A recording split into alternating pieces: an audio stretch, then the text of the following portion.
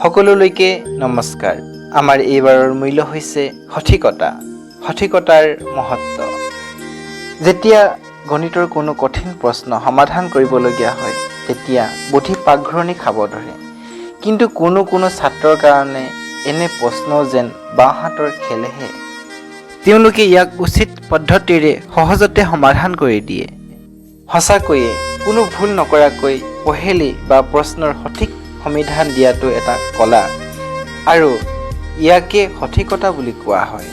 কোনো সাঁথৰৰ সমাধান কৰিবলৈ হওক বা পৰীক্ষাত উচিত নম্বৰ পাবলৈয়ে হওক, ইয়াৰ কাৰণে লাগিব সঠিকতা।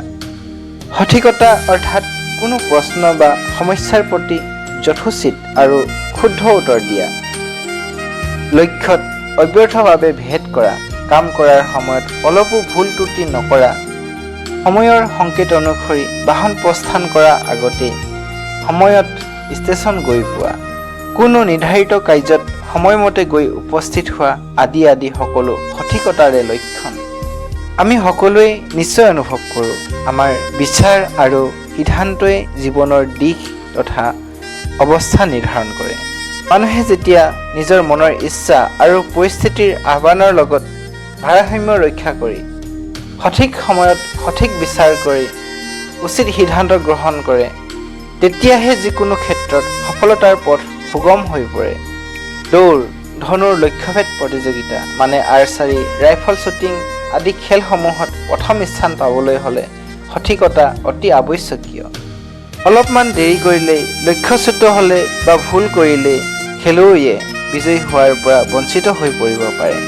ক্ষণমাত্ৰ দেৰি বা পলম কৰিলে বাছ, ট্ৰেইন বা বিমান মিছ কৰিবলগীয়া হয়। এক সংখ্যা বা নম্বৰৰ কম হোৱাৰ কাৰণে কোনো বিদ্যাৰ্থী বা প্ৰতিযোগীয়ে মেৰিট লিষ্টৰ পৰা বাহিৰত থাকিব লগা হয়। অতঃ 100% সফলতাৰ কাৰণে এই সঠিকতাৰ গুণ বা মূল্য অতি অনিবাৰ্য হয়। পৰীক্ষাত পুৰা নম্বৰ পাবলৈ হ'লে বা সুন্দৰ নম্বৰ পাবলৈ হ'লে অধ্যয়নত লাগিব সঠিকতা। পৰীক্ষাত সঠিক উত্তৰ দিলেহে নম্বৰ বৃদ্ধি হয়। দেশ ৰক্ষা কৰোঁতা চিপাহী অৰ্থাৎ সৈন্যই অস্ত্ৰ শস্ত্ৰ চলোৱাত পাৰ্গত তথা সঠিক হ'লেহে শত্ৰুৰ ওপৰত বিজয়ী হোৱাৰ সম্ভৱ। এনেকৈয়ে আকৌ কোনো বাদ বিবাদ নাইবা যুক্তি তৰ্কৰ সময়ত সঠিক শব্দৰ প্ৰয়োগৰ দ্বাৰাহে বিজয় লাভ হয়। কোনো সুযোগ আহি পৰিলে সঠিক সময়ত সঠিকভাৱে ইয়াৰ সুবিধা গ্ৰহণ কৰি ল'লেহে ব্যক্তিয়ে যিকোনো ক্ষেত্ৰতে লাভান্বিত হ'ব পাৰে। এই গুণৰ অধিকাৰী ব্যক্তিয়েই মূল্যৱান হৈ পৰে। এই গুণেই মানৱৰ যশস্যা বৃদ্ধি কৰে। এই গুণেই নিৰ্ধাৰণ কৰে এজন কলাকাৰ, শিল্পকাৰৰ গৰিমা আৰু প্ৰসিদ্ধি। কোনো ভুল ত্ৰুটি নকৰাকৈ যিকোনো কাৰ্যক যথোচিতভাৱে সমাধা কৰিব পৰা গুণটোৱেই হৈছে সঠিকতা। নিৰন্তৰ অনুশীলন বা অভ্যাস আৰু একাগ্ৰতাৰ দ্বাৰাই এই সঠিকতা গুণৰ বৃদ্ধি হয়।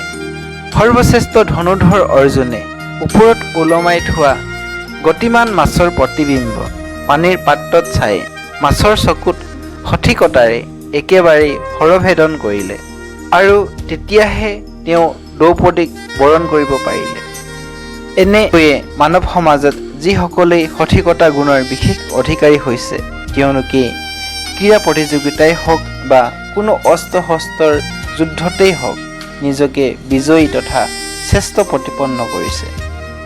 বিজ্ঞান তথা প্ৰযুক্তিবিদ্যাৰ ক্ষেত্ৰখনতো সঠিক অনুসন্ধান আৰু উচিত মাত্ৰাৰ প্ৰয়োগৰ দ্বাৰাই নানান বৈজ্ঞানিক আৱিষ্কাৰৰ সৃষ্টি কৰিছে। মানৱে নিজৰ কাৰ্যক সঠিকভাৱে সমাধা কৰিব পাৰিলে মনত হৰ্ষ উল্লাসৰ অনুভূতি কৰে আৰু জীৱনত পায় সফল হোৱাৰ তৃপ্তি। অতঃ আপুনিও এই মহান গুণৰ ধাৰণা কৰক, বৃদ্ধি কৰক, কাৰ্যত সফলতা লাভ কৰক, বিজয়ী হোৱাৰ আনন্দ পাওক। এয়াই আমাৰ আপোনালৈ আন্তৰিক শুভকামনা থাকিল। ধন্যবাদ।